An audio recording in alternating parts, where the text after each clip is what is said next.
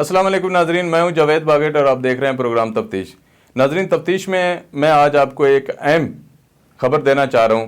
وہ خبر یہ ہے کہ وفاقی دارالحکومت میں دہشت گردی کے مقدمے میں ملوث ایک سینئر صحافی محسن جمیل بیگ کی انسداد دہشت گردی کی عدالت کے جج محمد علی وڑائی نے ضمانت منظور کر لی ہے۔ گزشتہ جمعے کو اس پہ لطیف خوسا صاحب سینئر وکیل ہیں اور ان کے دیگر ساتھی وکلاء نے ضمانت کو پرسو کیا اور اس پہ دلائل دی ہے۔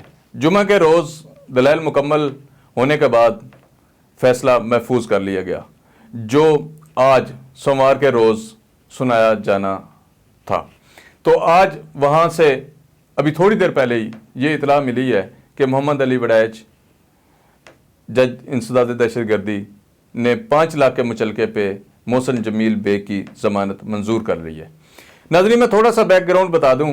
محسن جمیل بیگ صاحب وہ شخصیت ہیں جو وفاقی دارالحکومت میں صحافیوں کی صفحے اول میں ان کا شمار ہوتا ہے۔ مختلف ٹی وی چینل کے شو میں اپنی گفتگو کے ذریعے اپنی پہچان آپ رکھتے ہیں۔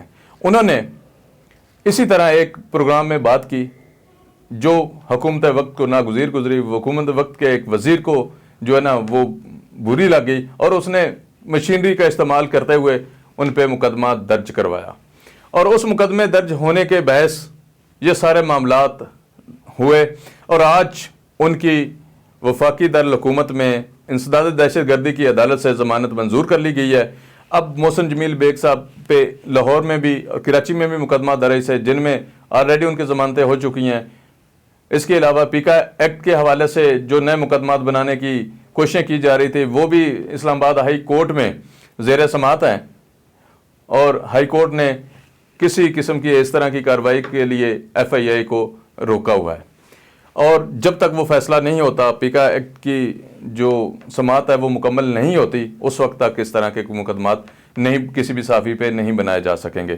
تو ناظرین، یہ سب سے بڑی اہم خبر ہے کہ محسن جمیل بیگ سینئر صحافی ہیں، ان کی ضمانت منظور کر لی گئی ہے۔